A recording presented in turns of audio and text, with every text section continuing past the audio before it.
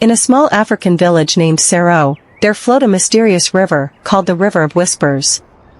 The villagers believed that the river had the power to reveal their destinies. Every year, during the full moon, people would gather by the riverbank to listen to its whispers. One night, as the moon shone brightly, the villagers gathered by the river. The water sparkled, and a soft voice began to speak. It told each person their future, filling their hearts with dreams and hopes. But with these dreams came a sense of urgency and anxiety. The villagers felt they had to achieve their destinies at any cost. There was a young man named Kofi, who was told he would become a great warrior. Driven by this prophecy, Kofi trained day and night, pushing himself beyond his limits. He joined battles far from the village, seeking glory and honor. But in his quest, he lost sight of his family and friends. One day, he was gravely injured in a distant war, and though he survived, he could never return to his village as the warrior he had hoped to be. A woman named Alma was told she would become a famous healer. She left her home to study with the best healers in the land. Alma learned many things, but she also became obsessed with her destiny. She experimented with dangerous herbs and potions, hoping to discover new cures.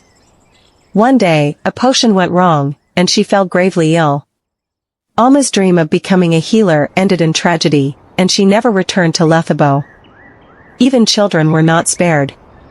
Little Ao was told he would become a famous musician. He practiced his instruments tirelessly, neglecting his studies and friends. Ao's music became beautiful, but he grew lonely and isolated. One day, his hands became injured from overuse, and he could no longer play. His dream of becoming a musician was shattered. The villagers of Lethabo soon realized that the River of Whispers, while magical, brought more sorrow than joy. Their dreams, once a source of hope, had turned into burdens. The anxiety to achieve their destinies had led them to make reckless choices, and many lives ended in disaster. One wise elder, named Nana, gathered the villagers and spoke to them.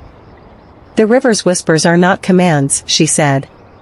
"They are possibilities, not certainties. We must live our lives with balance and wisdom, not be driven by fear and anxiety." From that day on, the villagers stopped listening to the river's whispers. They chose to live their lives with patience and care, cherishing each moment and supporting one another. The River of Whispers continued to flow, but its voice was no longer heard. The village of Lethabo found peace once more, learning that true happiness comes from within, not from chasing distant dreams.